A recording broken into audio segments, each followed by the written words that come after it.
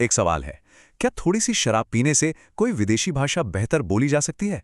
सुनने में थोड़ा अजीब लगता है ना? लेकिन विज्ञान ने इस पर एक हैरान करने वाला प्रयोग किया है और इसके नतीजों ने एक मजाकिया लगने वाला एक नोबेल पुरस्कार भी जीता। ये बात सुनने में तो किसी मजाक जैसी लगती है, पर आपको जानकर हैरानी होगी कि रिसर्चर्स की एक टीम ने इस आम धारणा को पूरी गंभीरता से लिया और इसकी तह तक जाने का फैसला किया। अक्सर लोगों को ऐसा महसूस होता है कि एक ड्रिंक के बाद वो कोई विदेशी भाषा ज्यादा आसानी से और खुलकर बोल पाते हैं, लेकिन इस विषय पर वैज्ञानिक आमतौर पर रिसर्च करने से बचते थे क्योंकि उन्हें ये थोड़ा अनप्रोफेशनल सा लगता था।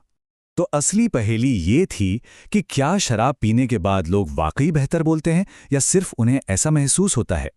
मतलब क्या ये दिमागी क्षमता का खेल है या फिर मनोविज्ञान का? वैज्ञानिकों को सच्चाई जानने के लिए इसी गुत्थी को सुलझाना था। और बस यहीं पर आकर एक बड़ा वैज्ञानिक सवाल खड़ा हो जाता है। एक तरफ तो जैसा हम सब जानते हैं, शराब दिमाग की सोचने समझने की शक्ति को कम कर देती है, लेकिन दूसरी तरफ ये हमारी घबराहट, हमारी झिझक को भी मिटाती है। तो सवाल ये था कि एक नई भाषा बोलने पर इन दोनों में से कौन सा असर ज्यादा भारी पड़ेगा। तो इस पहेली को सुलझाने के लिए रिसर्चर्स ने एक बहुत ही दिलचस्प एक्सपेरिमेंट डिजाइन किया। चलिए देखते हैं कि उन्होंने ये कैसे किया। देखिए, इस एक्सपेरिमेंट का डिजाइन बड़ा ही स्मार्ट था। उन्होंने क्या किया कि कुछ लोगों को तो असल में थोड़ी शराब दी, जबकि दूसरों को एक ऐसा ड्रिंक दिया जिसमें शराब थी ही नहीं, पर उन्हें यह बताया नहीं गया। इसे प्लेसिबो कहते हैं। इसके बाद दोनों ग्रुप्स को एक विदेशी भाषा में बात करने को कहा। इस तरीके से वैज्ञानिक ये पता लगा सकते थे कि सुधार शराब के असली असर से हो रहा है या सिर्फ शराब पीने के एहसास से। और हाँ, सबसे कमाल की बात यह थी कि जिन लोगों ने उनके बोलने के तरीके को परखा, उन्हें यह पता ही नहीं था कि किसने शराब पिए और किसने नहीं। इससे यह पक्का हो गया कि उनका फैसला किसी भी तरह के बायस से दूर, पूरी तरह निष्पक्ष हो। तो इतनी सारी सावधानी से की गई तैयारी के बाद उन्होंने आखिर पाया क्या?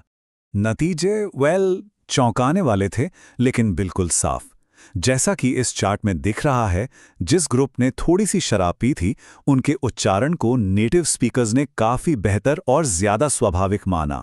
तो क्या इसका मतलब ये हुआ कि पुरानी कहावत सही है? सुनने में तो यही लगता है, लेकिन इसका असली कारण कहानी का सबसे दिलचस्प हिस्सा है। नहीं, कमाल की बात तो यह है कि शराब ने उनकी भाषा की असल जानकारी में कोई सुधार नहीं किया। उनकी ग्रामर या वोकैबुलरी पहले जितनी ही थी। तो फिर ऐसा क्या बदला? हाँ, तो अगर स्किल में सुधार नहीं हुआ तो असल में हुआ क्या था? असली वजह थी झिझक में कमी। शराब ने दिमाग की क्षमता नहीं बढ़ाई, बल्कि उसने गलती करने के डर को कम कर दिया। ये उस चाबी की तरह है जो हमारे अंदर के डर और संकोच के ताले को थोड़ी देर के लिए खोल देती है, जिससे हम ज्यादा खुलकर बोल पाते हैं। हम सबके दिमाग के अंदर एक मॉनिटर बैठा होता है जो हर शब्द को बोलने से पहले तौलता है, क्या मैं ये सही बोल रहा हूं या कहीं लोग मुझे जज तो नहीं करेंगे। थोड़ी सी शराब बस उस मॉनिटर की आवाज को धीमा कर देती है और नतीजा, हम ज्यादा सोचे बिना ज्यादा स्वाभाविक रूप से बोलते हैं। भाषा पर किया गया ये मजेदार प्रयोग हमें सिर्फ बोलने के बारे में नहीं, बल्कि किसी भी काम में हमारे प्रदर्शन के बारे में एक बहुत बड़ी बात सिखाता है। हाँ, तो असली सीख ये बिल्कुल नहीं है कि मीटिंग से पहले शराब पिएं। नहीं, ये समझना जरूरी है कि शराब कोई समाधान नहीं है। ये बस एक कच्चा औजार है जो एक ज्यादा बड़ी और गहरी समस्या की ओर इशारा करता है। और वो समस्या है हमारे दिमागी ब्रेक्स। अगर हम ये समझ जाएं कि शराब असल में किन मानसिक ब्रेक को हटाती है, तो हम उन ब्रेकों को हटाने के बेहतर और स्वस्थ तरीके भी खोज सकते हैं। इस स्लाइड में जो बात छिपी है वही असली सबक है। शराब ने क्या कम किया? दूसरों के जज करने का डर, खुद की आलोचना और परफेक्ट होने का दबाव। तो असली लक्ष्य शराब पीना नहीं, बल्कि एक ऐसा माहौल बनाना है जहां इन डरों के बिना काम किया जा सके। तो इस तरह का एक मजेदार सा लगने वाला अध्ययन आखिर मायने क्यों रखता है? ये हमें एक बहुत जरूरी सबक सिखाता है।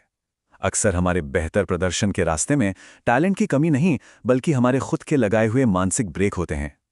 हमारी क्षमता एक तेज रफ्तार गाड़ी की तरह है, लेकिन हम उसे ब्रेक लगाकर चलाने की कोशिश करते हैं।